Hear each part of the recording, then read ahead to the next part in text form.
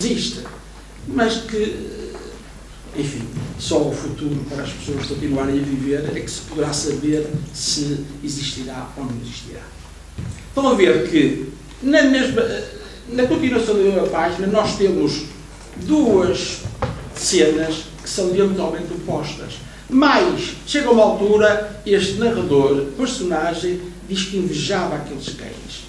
E é interessante, quer dizer, invejava, então ele que, na cena mesmo anterior, andava em liberdade em Lisboa, de repente inveja aqueles três cães vadios, justamente porque eles são vadios.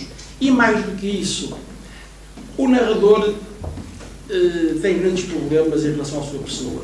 Tem grandes problemas em relação à sua pessoa porque é, como é que é dizer, uma espécie, psicologicamente seria um maníaco depressivo. Às vezes, embora tudo isto, isso é uma coisa que eu me esqueci de dizer, tudo isto todo o livro é ironia e humor.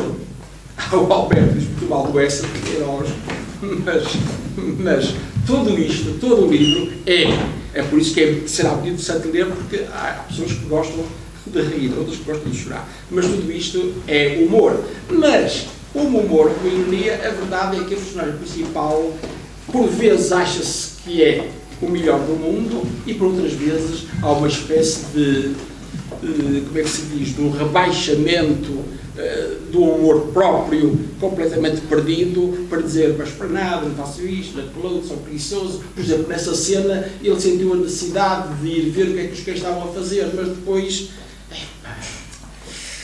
como ele diz numa certa altura, eu só saio do sítio se me empurrarem. Estão a ver? E isso terá a ver com outras coisas de outras cenas. Em relação a esses cães, o que é interessante é isso. É que ele começa a dizer, bom, já que eu não vou descer do meu apartamento para ver para onde é que eles vão, eu vou imaginar. Quer dizer, e de repente, tantas críticas às vezes que se faz, ou que se aparecem, implícitas ou explícitas no romance, e de repente caímos novamente na imaginação, isto é, em vez de haver uma praxis, existe justamente uma poiesis, isto é, fazer-se qualquer coisa do ponto de vista imaginário. E o invejar, vai-se perceber porquê, é que aqueles cães deviam viver, segundo o narrador, e isso tem a ver depois com uma outra cena também, talvez das mais interessantes do romance. Eles, em vez de estarem ou de viverem na orla da cidade, para não correrem os perigos que todos vão correr, não, eles são temerários e vão entrar num ponto da cidade, isto é, vão para o centro da cidade, onde correrão riscos e perigos que deveriam evitar.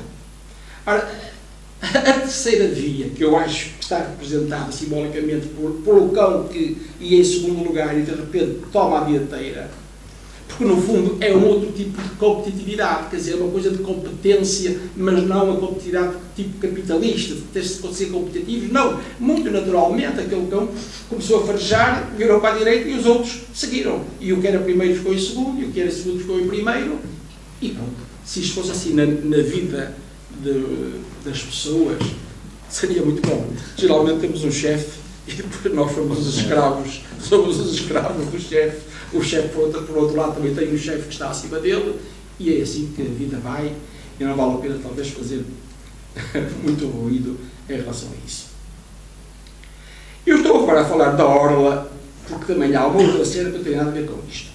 Uma das críticas que se fazem aqui é ao poder e aos poderosos, mas também há uma grande reflexão sobre a arte. Eu não sei, como eu digo, eu não sei até que ponto este romance é diferente daquilo que se estão a fazer atualmente em Portugal. Não me parece que haja, pelo menos aqueles romances que se vê na televisão, que são escritos por jornalistas, que haja lá dentro muita filosofia. Haverá muita ação, possivelmente, mas eles teriam tido tempo para ler livros de filosofia.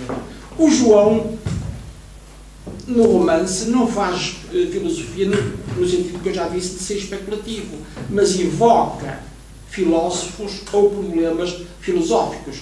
E a muitos leitores tudo isso parecerá despercebido, porque a maior parte dos leitores o que querem é a historinha.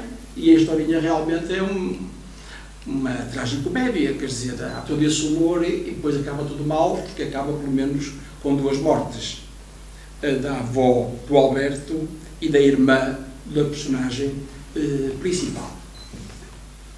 Há uma cena, o Alberto aparece pelo menos duas ou 3 vezes. Na primeira parte do Alberto, e é isso que agora vou puxar para a minha sardinha, o Alberto... Bom, essas 3 personagens de que eu falei têm uma coisa em comum. Eu acho até que essas 3 personagens são justamente 3 facetas, não quero dizer do autor, porque não se deve confundir o autor com o narrador, mas são 3 facetas de uma personalidade qualquer. Isto é, são quase 3 alter egos, com diferenças, mas, por exemplo, têm uma coisa em comum. Os 3 gostam muito de ler. Só que depois a atitude em relação à leitura é diferente. O narrador, por exemplo, a sua leitura é muito mais de tipo filosófico, o Alberto é mais de tipo literário ou artístico, e do amigo do conde, que é o Frederico, é mais no sentido poético, espalha-brasas, quer dizer, um indivíduo que deixou os papéis e que mal saberia escrever e não se sabe depois também o que é que se passa com esses papéis ou o que é que vinha nesses papéis. Isto é, o livro também está cheio de mistérios. Nessa cena, há uma cena justamente em que o Alberto vai demolir ou destruir a literatura portuguesa. Por acaso podia aproveitar o Alberto para destruir toda a literatura, mas pronto, só pretende destruir a literatura portuguesa. E os alvos principais são o Essa de Queiroz e o Camilo, e depois os seus descendentes. Destruir, tal. E depois, não contente por ter destruído a literatura, atira-se depois às artes. Não contente com as artes, isto é, às artes plásticas, atira-se à filosofia. E não contente, porque já chega uma altura e ele é uma devastação, é uma extremidade. O narrador que está a contar diz assim: eu concordaria com certas coisas. Não concordo, por exemplo, pela parte final, a conclusão a que ele chega, todo o raciocínio dele está mais ou menos, quer dizer, concordaria com o raciocínio, só que eu chegaria a uma conclusão completamente diferente. O Alberto era aquilo que em literatura nós chamamos as vanguardas, que são, como vocês sabem, no princípio do século XX havia, às vezes fazia-se bastante confusão entre os modernistas e os vanguardistas. A grande diferença é que os modernistas são indivíduos que querem fazer qualquer coisa de novo, não rejeitando o passado. O Alberto é daqueles que quer mesmo fazer um corte, cirurgia, isto é, acabar com o passado e começar tudo de novo. O problema é que ele é suficientemente, como é que se diz, é suficientemente lúcido para perceber que mesmo esse ato de cirurgia de cortar, que na sala ficaria sempre um fedor ou qualquer coisa, isto é, que é muito difícil cortar-se qualquer coisa ou começar-se qualquer coisa de novo. E o narrador que pensa que a conclusão dele seria diferente, na realidade é a mesma conclusão. Um fala em corte, o outro, que é um tipo de narrativa, a estratégia do narrador é muito interessante, que é o positivar o negativo ou negativizar o positivo. Isto é por isso que uma das figuras estilísticas para lá do humor e da ironia é, como é que se diz, a estrutura adversativa. Diz qualquer coisa, mas, porém, quer dizer, nós estamos assim, mas é uma coisa ou é outra? Isto é, novamente, duas faces. Geralmente é uma positivação, é dizer assim, isto é tudo uma porcaria, mas talvez seja nesta porcaria que possa aparecer qualquer coisa de novo. Estão a ver? Quer dizer, mas então é porcaria ou não é porcaria? Enquanto que o Alberto corta-se tudo, não é? E ficava ali qualquer coisa de separado, ou começava tudo de novo, o espremia, como ele dizia, o espremer. E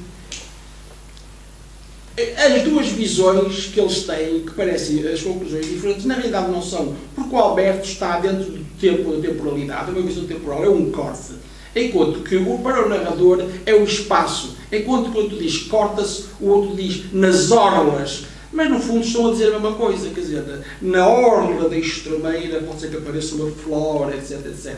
E o outro dizia, cortando, pode ser que se comece qualquer coisa de novo e completamente diferente. Estão a ver, quer dizer, não há, na realidade, entre eles, uma grande diferença. Há, digamos, perspectivas em onde eles se encontram e estão a ver um de uma maneira temporal e o outro de uma maneira espacial. Mas, na realidade, estão a dizer a mesma coisa. Esta reflexão sobre a arte é uma reflexão fundamental, porque aquilo que nos está a acontecer,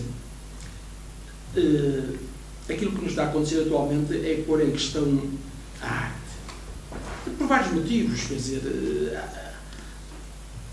uma das personagens, não é verdadeiramente uma semi-personagem que aparece, que é uma pintora açoriana e que teve uma má experiência em Londres, em que ela fala dos problemas da arte, com tantos artistas que vêm de todo o mundo para Londres, chega a uma altura que a arte perde o valor, e é muito interessante aquela palavra valor, porque é mesmo isso que se fala do mercado da arte, isto é, a arte que deveria ser qualquer coisa que estivesse em oposição justamente ao mercado e ao valor, isto é, que não se dissesse de um quadro, uma coisa qualquer assim, que se dissesse simplesmente gosto ou não gosto, começas a pensar, valerá alguma coisa, não valerá alguma coisa. Uma das personagens, que também não é principal, é justamente o cunhado do narrador, que o narrador detesta, para não dizer que odeia. Porquê? Porque é justamente um crítico de artes plásticas e, ao mesmo tempo, um curador.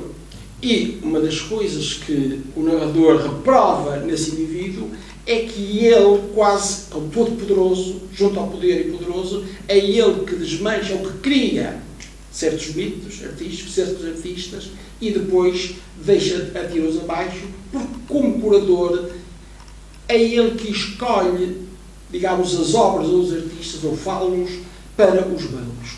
Eu estou convencido que, nesse aspecto, o romance já está um pouco atrasado, nesse aspecto, porque hoje eu acho que os bancos já nem precisam de quadros.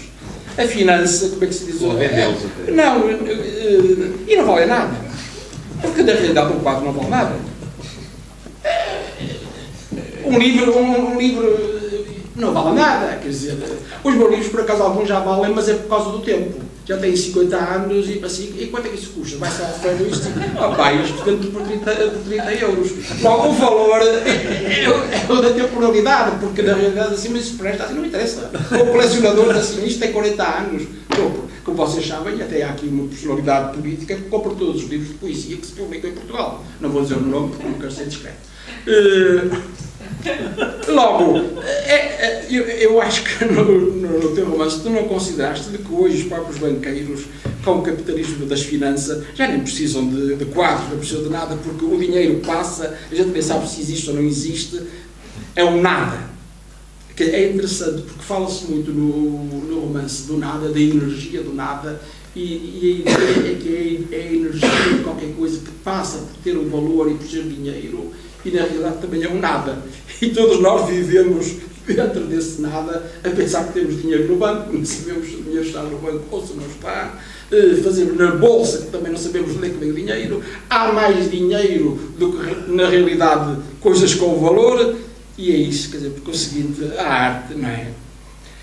Mas a dificuldade que temos aqui assim, e que estão a ter atualmente os artistas, é que há realmente demasiados artistas. Isto é, hoje nós estamos numa civilização, pelo menos ocidental, mas em toda a parte, e com os meios técnicos, é que todas as pessoas são criativas. E é claro que quando as pessoas são criativas, não é como no século XV ou no século XVI. No século XV ou no século XVI, havia um miúdo com jeito que até fazia parte do povo e iam dizer ao senhor, o filho de não sei o que mais, tem muito jeitinho, faz assim umas caras e tal. E o senhor diz, manda-o cá para o castelo. Vai para o castelo, e o que é que tu fazes? E o indivíduo chega ali e diz assim, este indivíduo tem talento. E a partir daí, a partir de agora, meu caro amigo, eu vou-te pagar tudo para tu, e depois tu vais-me fazer as telas para mim, o meu retrato meu, das minhas filhas, da minha mulher, etc. E foi assim que os Leonardo da Vinci apareceram, e toda essa gente. Mas era uma minoria.